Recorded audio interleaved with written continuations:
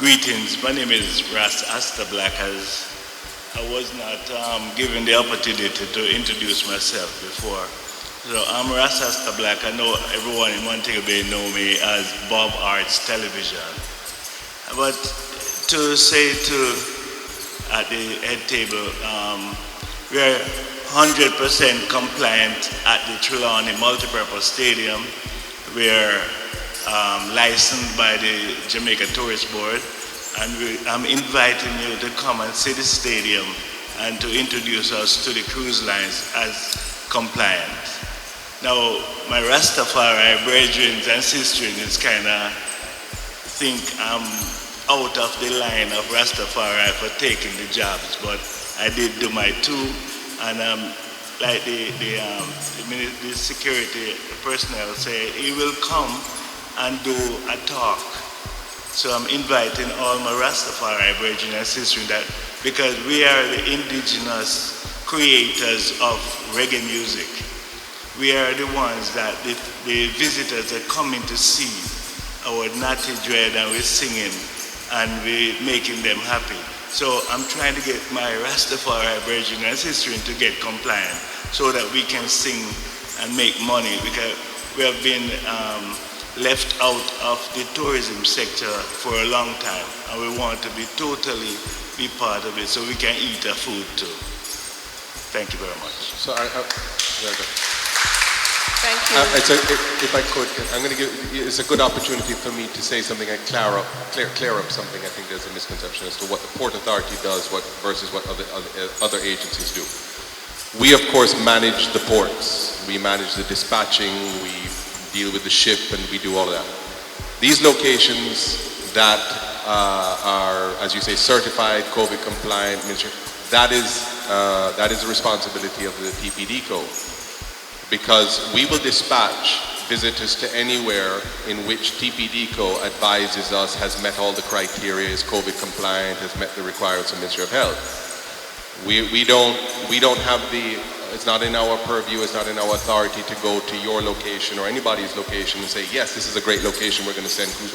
We don't have that. That's not our responsibility. But if TPDCO comes to us and says, here is the list of locations, they have met this requirement, they have received the approval from the Ministry of Health, especially under the COVID time that we're faced with, then the Port Authority will send it. The passenger comes off, whether it be a pre-booked tour or it's part of the controlled freelance, the Port Authority will dispatch accordingly. That's our job. I will just add some support to what William is speaking to, because we've seen it in Honduras, where someone was not JTB licensed, was not certified.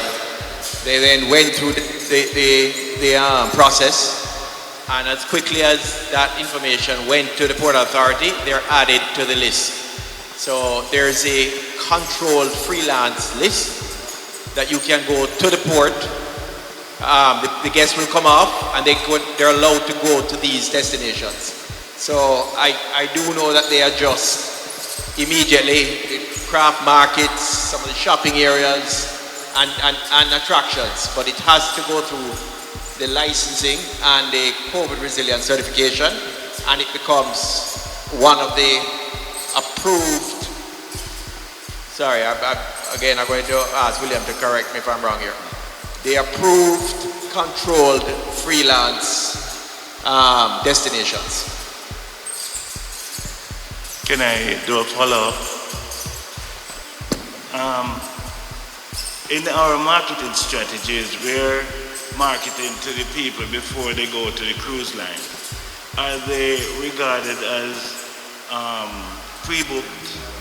If we have our group coming to the Reggae Village inside the Trelawny Stadium, will they be recognized as pre-booked?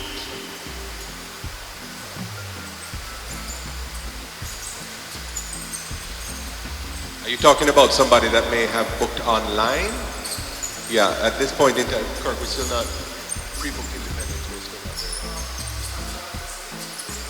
there. Right, okay, that's what it is. So exactly, so as long as it is on the list that TPDCO will provide to us, then we will dispatch accordingly. Even if they come up and they say, look, I want to go to this location. It'll be checked. If it is part of the thing, then they'll be permitted to do that.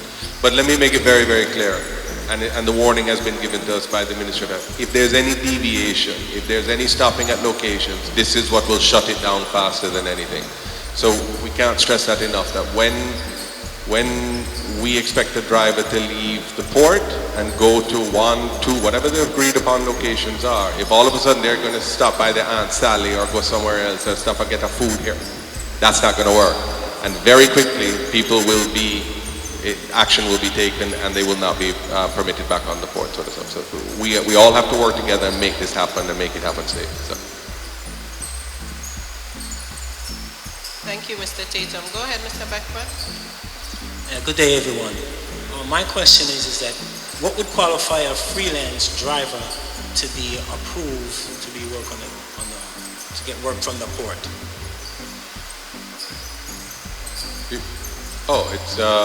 Have you never worked the port or?